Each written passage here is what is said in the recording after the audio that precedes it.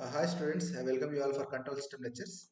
In the previous class we have discussed what is the Routh-Hurwitz criteria and we have estimated the system stability using the Routh-Hurwitz criteria by forming a Routh array where if you have all the positive elements in the first column of the Routh array then the system is stable. If you have any sign change based on the number of sign changes the system is said to be unstable and number of sign changes means number of poles lying on the right half of S plane and we also gone through two special cases like if we have a zero on the first column first element of first column and what if we have all elements as zeros in a row in a certain row of Routh array and how to solve those numerical problems we have come across in the previous class and we have also gone through two numerical problems few numerical problems to estimate the system stability.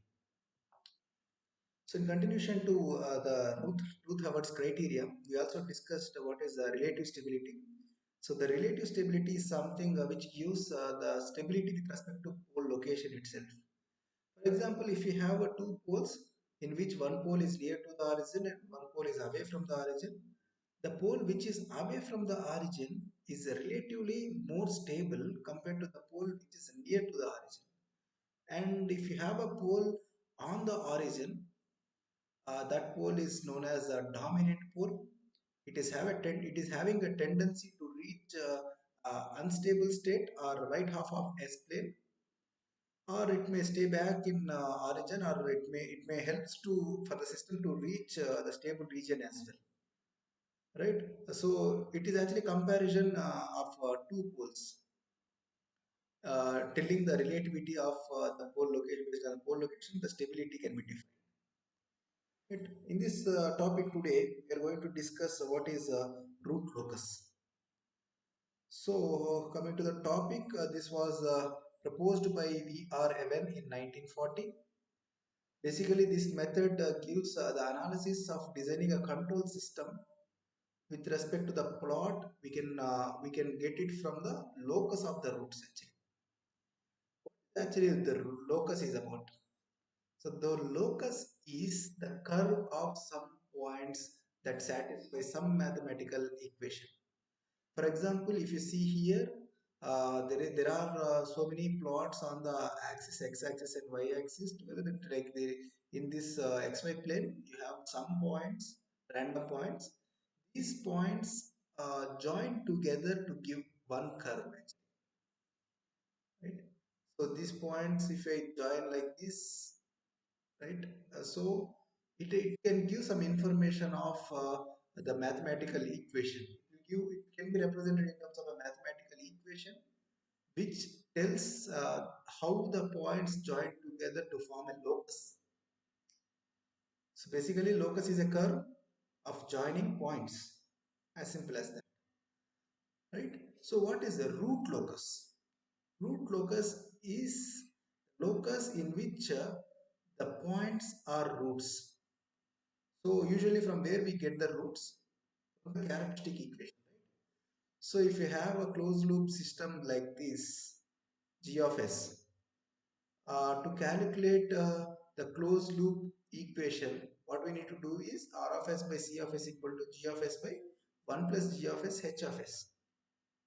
So what is the characteristic equation from the closed loop equation? 1 plus G of S H of S is equal to 0.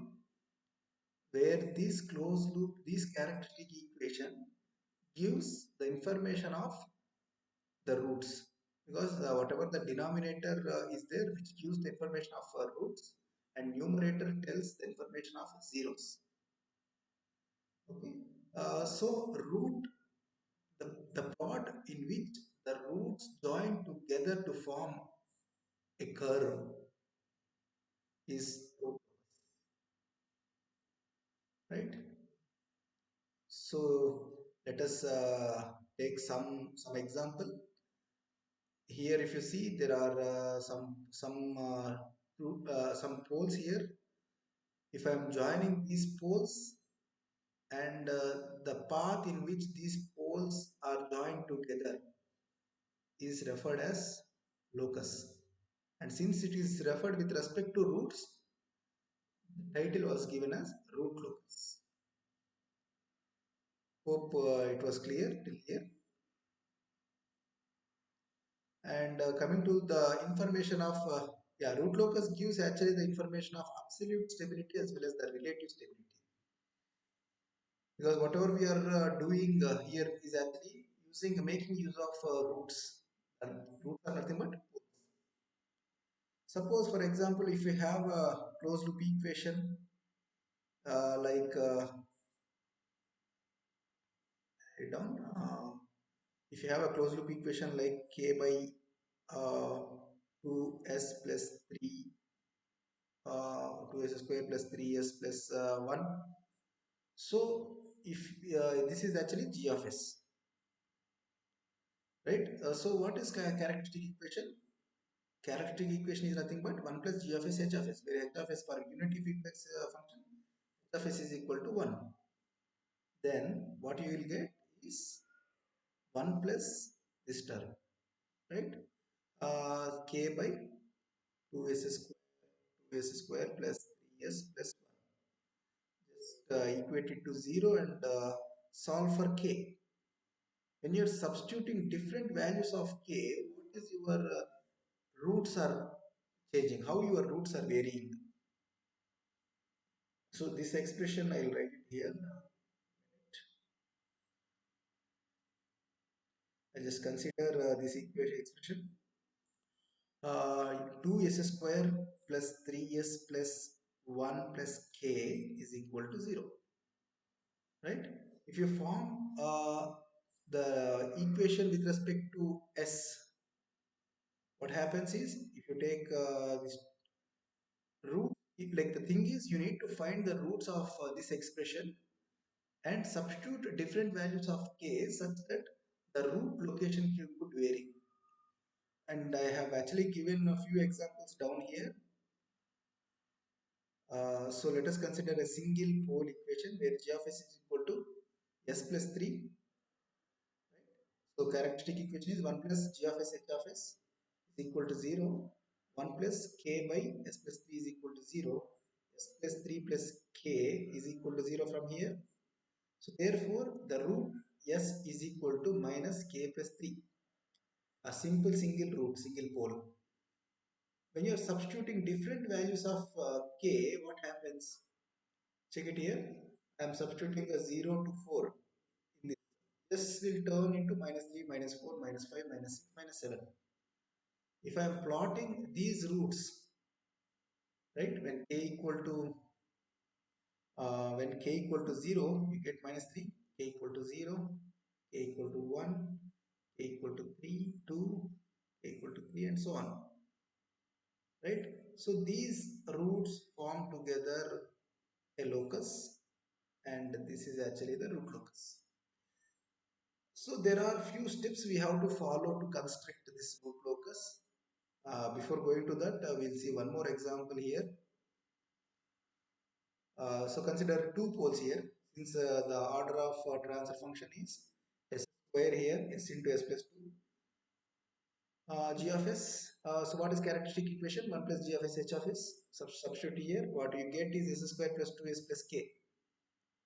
Right? So if k is equal to 0, what happens? What are the roots you got is s equal to 0, s equal to minus 2. So the plot actually has two roots, in which the first root here is s equal to 0. First root here is equal to 0 and s equal to minus 2. The second, when the k is equal to, this is k equal to 0, k equal to 0, you get two roots. Then when k is equal to 1, what you get is minus 1 and minus 1. Here the two roots are there, both are minus 1. That means this locus when k equal to 0 starts and tends towards this minus 1. And when k equal to 0, whatever you got it here is actually 0. And when for the same value k equal to 1, the other root is minus 1. So this will tend this way and this root will go this way. When k equal to 2, what happened? It is actually complex root. Minus 1 plus j, j1 and s equal to minus 1 minus j1. Root is actually traveling from here and reached here and went to this way, right? And from here, the root is traveling to minus 1 and coming to here. So this is how the path looks, right? So this path is also called branches. Okay, now we'll just go through the method to construct root locus. So there are a few important steps to be considered to plot root locus. There are 10 steps where all the steps are very important, and the steps few are based on the problem. We need to select the steps actually. Not all steps is used in one problem. Based on the requirement and problem, what the question they asked, based on that we'll be using. So first and foremost, root locus is always symmetric about x-axis. I mean real axis. What does it mean? So j omega axis, this is j omega axis, this is real axis. So this is called the real axis. This is the real. So root locus is always symmetric about real axis. Symmetric means same, right? So thing is, when you're starting the root locus, uh, important point is the root locus always starts from pole and set 0. It starts from pole and ends at 0. So if you have any poles here and zeros somewhere here, right? So this will start, and actually poles and poles will oppose each other. So at one point it will divert and reach the 0, and this pole tends to here and reaches this pole. So remember, always pole starts, always root locus starts with the pole and at the 0. If there are no zeros, if there are no zeros in the root locus, I mean in the characteristic equation, the transfer function which they ask, if there are no zeros, then the pole actually goes to infinity. From pole, it may go to some infinite value. It may reach 0 or it may go to infinite. There are no zeros, it will go to infinity, right? First point is root locus is always symmetric about real axis. And the second point is a total loci is equal to maximum of pole or 0. When you are plotting a locus, the total loci is maximum pole and maximum pole or the 0. The meaning of it is root locus actually having whatever the poles you are having, loci whatever it is forming is maximum of either pole or a 0, right? So root locus, as I mentioned, root locus starts from open loop pole, terminates at infinity or open loop 0, finite open loop 0 or infinity. So this is what I explained here. So total number of asymptotes is equal to p minus z, that is number of poles minus number of zeros. Asymptotes are nothing but branches actually. Number of branches terminate at infinity, right? So number of poles minus number of zeros. If poles are greater than zeros, then branch will terminate at infinity. Number of zeros are more than poles, then branch starts at infinity. Why? Because I as mentioned, the poles always the plot root locus always starts from pole and ends at infinity. So if you have more number of poles, the branch will terminate at infinity, because see, suppose for example, we'll take an example where we have uh, two poles, and one zero. So each and every pole should end at 0 or at infinity. So for example, here two poles are there. One pole might go and here it will end at 0. But this pole also should go and end at 0. But there is no other 0 in the transfer function. So this pole tends towards infinity. We don't know where it will go. It will go to infinity. That's why the branch will terminate at infinity if we have more number of poles. Here actually poles are 2, p equal to 2, 0 is equal to 1. So p greater than 1, 0. So in this case, actually the branch or the asymptotes will tend towards infinity. If you have more zeros than poles, what happens is it will start at infinity, right? Say you have only one. I'll write and show you. Say in this example, you have only one pole and two zeros.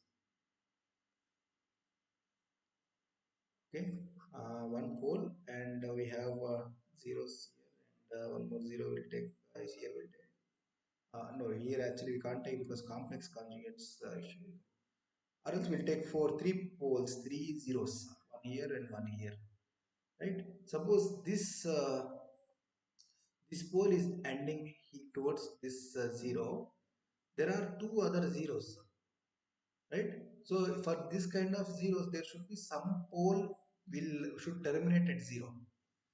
So we don't know some pole somewhere it will terminate at zero. So it is coming from somewhere some infinity and terminating at zero. That's why the branch starts at infinity. We don't know branch where it started. It started at infinity because it should end at zero. We have extra zeros here. So somewhere wherever it started, infinity, it reached to pole. It reached to zero. So that's the reason we have uh, the infinity. The branch starts at infinity when you have a zeros greater than poles, and the branch terminates at infinity when you have poles greater than zeros. Right? That is the third step. And the fourth step is a point on the real axis lies on the locus. The number of open loop poles plus zeros on real axis, right half of must be odd. Means, suppose if you have some roots here, some poles here, if you are standing somewhere here, somewhere here, or else when you are here, you have to see towards the right half of a plane. At origin, including the origin, at origin, if you see towards the right half of you have one pole, right? So if you have one pole, that means odd, right? Odd odd number of poles are there, and there is the loci. I mean locus will be existed here. And if you stand at here, say second pole, if you see towards right half of S plane, you can see there are two poles. That means even poles. If you have even poles, the loci doesn't exist. It means locus won't be existing. So that's why there is no locus here. And if you have another pole here, if you stand here and see towards right half of S plane, there is a locus. But actually, what should happen? The pole should start. The pole will start. The locus will start at pole should end at infinity, right? So since there is no other pole, it will tend towards infinity. So here also, the thing is, we have the path. If there are two poles, there is a path, but this path is not actually ending here. This may go somewhere like this, because as I mentioned, the pole will end at zero, but there will be a locus here. I mean, there will be a path here. There won't be a path if you have even number of poles. See, if you are standing here, there are even number of poles towards the right half of S plane. So there won't be a path here. If you are considering somewhere here, then there are three odd poles, right? So there will be existing of locus. But a locus actually these two form a locus, but here actually it may form somewhere if you have a zero here, it may go this way also. But since there are no zeros represented here, we will be tending towards infinity. right? So that is the fourth step. Now coming to the angle of asymptotes.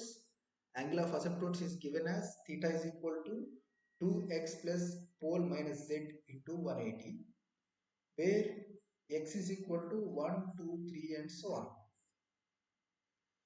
right? So this is asymptotes. Asymptotes is path actually. Angle of asymptotes means the angle with the branch. Suppose, for example, we'll consider an example again. Uh, Take two locus and poles here and a zero here, right? So as I mentioned, each and every pole will end at zero. So what angle does this pole makes with respect to this zero? What is the angle it makes? What is the angle of this pole with respect to this zero? What is the angle here? So if poles are greater than zeros, you will get theta is equal to 2x plus 1 divided by p minus z into 180 degrees, which gives angle of asymptote, angle of the branch actually. Asymptotes are nothing but the branches. The way the branch is formed and with respect to the real axis, what is the angle it is formed, right? If the pole is greater than 0, then we'll get p minus z. If the zeros are greater than poles, then you get z minus p, right? Then coming to the next point, that is a centroid. Centroid is defined as a sum of real part of poles and sum of real part of zeros actually, right? It is a difference of sum of real part of poles and sum of real part of zeros divided by poles minus zeros. Okay. Um, so centroid is actually when you are plotting here, you consider the same example. You have a three poles where the poles actually, if you are standing here, there is a odd pole and there will be a locus. If you have a odd pole, if you have an even pole, there won't be a locus. From that step, the locus should travel somewhere, right? So when it is traveling, there should be a certain point where it will get deviated actually. So the point where the locus deviates, right? So the point is called centroid, and the point like the centroid is in between the two poles actually. The point where it deviates is actually breakaway point. And when you have zeros, the pole should start somewhere and ends at zero. So in this case, the point where these poles are coming and joining the real axis is called breaking point. Okay, so the seventh point is that the breakaway point and breaking point. Once you are plotting the root locus, the point at which the locus deviates and moves away is break away point because it is leaving and going away. Break in point is it is coming inside, right? So that is the reason break in and break away is given, and we can calculate it by using dk by ds.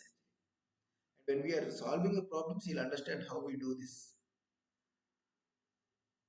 And one more thing is angle of departure. So this angle of departure or angle of arrival is another point here down there. Uh, if you have imaginary poles, then angle of departure. Why departure? And there is a relationship of break away and departure because it is going away from the poles and to going towards zeros. Departure is it is a leaving point actually. When you have imaginary poles, okay, let us consider you have a imaginary poles here. So I have given here actually. See, so there is. I'll retry. It is required. I'll retry here. So you have imaginary pole. That means the pole are complex plane. And if at all you have more number of uh, here poles actually more poles, I'll take pole and zero here. Okay. Um, so here departure is something, if you have imaginary pole, the angle which this zero makes with respect to this pole with respect to this pole, this pole with respect to this pole, and this pole with respect to zero, right? So this is actually theta 2, the other one is theta 1, theta 2, theta 3, and theta 4. So here phi in the formula, like this is given as phi p is equal to plus or minus 180 plus 2x plus 1 plus phi. Phi is nothing but the sum of angles made by the zero. If you have, see here I have considered only one zero. If you have one more zero here, the angle made by this zero with respect to all the other poles, right? So that is given as angle made by the zero. Angle made by the zero is theta 2. If you have another zero, you may get some other angle also, theta x. It is sum of the angles made by the zero minus sum of angles made by the pole, which is given as phi. Right? Angle of arrival is just the same equation, same expression by giving minus here, minus the tau, right? Same expression we have minus that. So that is how we calculate angle of arrival. And so one more thing is intersection of root branches. So consider if you have imaginary poles, imaginary locus. Locus is this way. So if you have a root locus, intersection of root locus branch actually, right? This is the branch intersecting with imaginary axis, right? So this locus is called intersection of root locus branch with the imaginary axis. And to compute this, we need to use again a root Howard's criteria. We'll check it how to do this, right? So these are the steps to construct the root locus. Starting from the first step, sorry, starting from the first step again, initially we have to check the root locus symmetricity. So root locus is always symmetric about real axis, and check with total number of loci, that is the maximum of p comma z, whichever the pole or zero, whichever maximum. And always remember the pole starts at like locus starts at pole and ends at infinity. Total number of branches are p minus z. If p is greater than z, then branch will terminate at infinity. If z is greater than p, branch will start at infinity. Then the point on the real axis lies on the locus. If a number of open loop poles plus zeros on real axis, to the right half of S plane must be odd, right? So if you are standing somewhere here checking the right side of you, there should be always odd poles. Where if you have odd poles, the locus exists. Otherwise, there won't be a locus, right? Then the angle of asymptotes, that is the angle made by the branches. If the pole is greater than 0, you'll get p minus z here. The same expression, if 0 is greater than pole, you'll get this. And this is the angle made by the branch when it starts from the pole and reaches the 0. How much angle the branch is made. Centroid is something sum of real parts of poles minus sum of real parts of zeros divided by pole minus 0.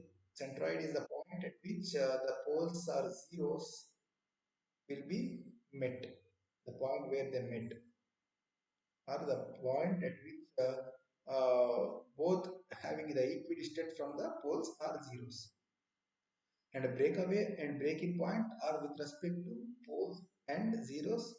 Break away means the locus leaving away from the rail axis, and the breaking point is the locus tending towards the rail axis, tending towards the poles, I mean zeros actually, right? So the angle of departure is the angle at which the pole makes with respect to the zero. If you have an imaginary axis, we get the angle of departure. If you have imaginary poles, that imaginary zeros, then you will get angle of arrival. Arrival is always with respect to zeros, departure is with respect to poles.